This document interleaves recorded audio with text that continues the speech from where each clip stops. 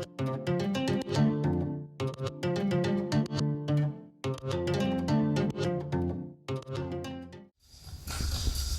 guys, Coach Hunter here, coming at you today with Kenzie helping me with Kickboxing 72.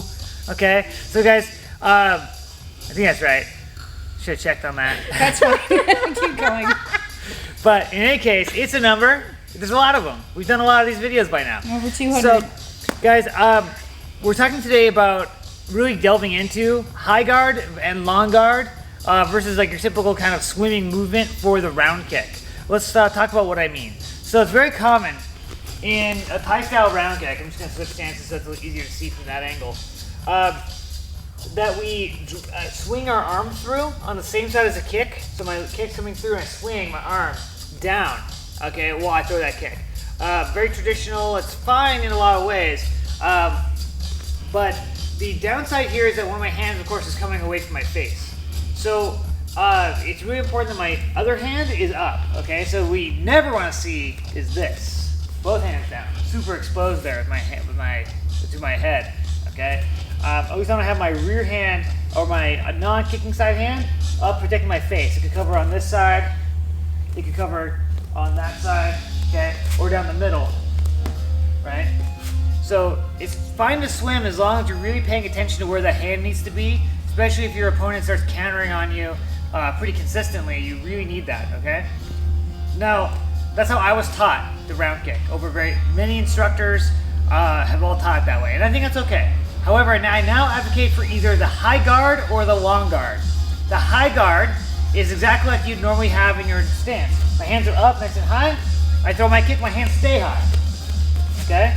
The upshot, of course, is that my hands are up.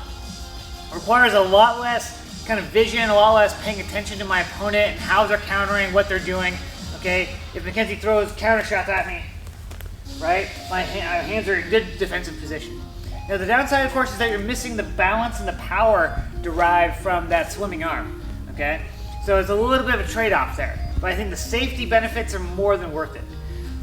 Okay, so high guard, boom, right there, okay? Or we can also work the long guard. Now the long guard is something I'm really trying to work in more to my game. I like it a lot for a lot of reasons, but one of the things that's nice about it is that it looks like I'm throwing a punch as I'm throwing this kick, because instead of swinging my hand down, I'm putting my hand out into my opponent's face or into their guard, okay? I actually like to, if Kizzy gets in her normal stance, I like to reach out the opposite side of her like lead hand here, okay?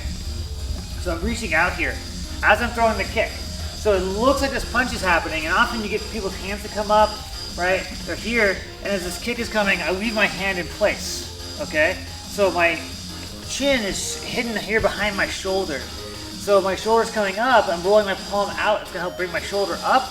My chin and head are kind of hidden there behind it. So if Mackenzie wants to counter with her right hand, it's gonna be really hard to find my head here, okay? Under or around my hand. Plus, by reaching to this far hand, I'm kind of blocking that shot too. So Mackenzie's gonna have to really make a long route to get me with that left hand as well.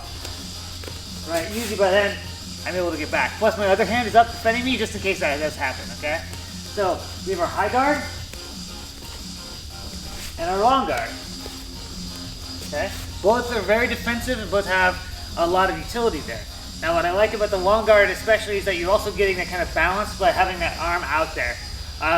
But it just takes a bit of getting used to. There's a lot of discipline to get that. But it is very disruptive to put that hand out in someone's face. So if I'm throwing a basic combination, like my 110, throwing my jab, it looks like I'm throwing a 2, when actually I'm throwing this kick.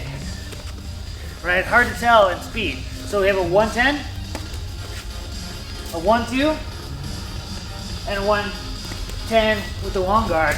All look really similar for my opponent, which is really nice, okay?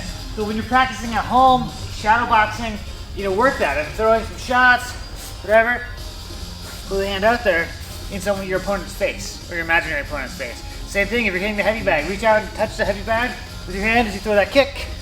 It's gonna be really nice to help conceal what you're doing. And remember, everything's about deception, guys.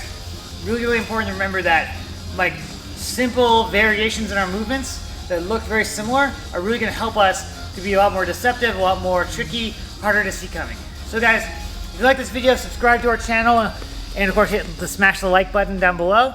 And as always, stay safe, stay healthy, and I'll see you on the mats.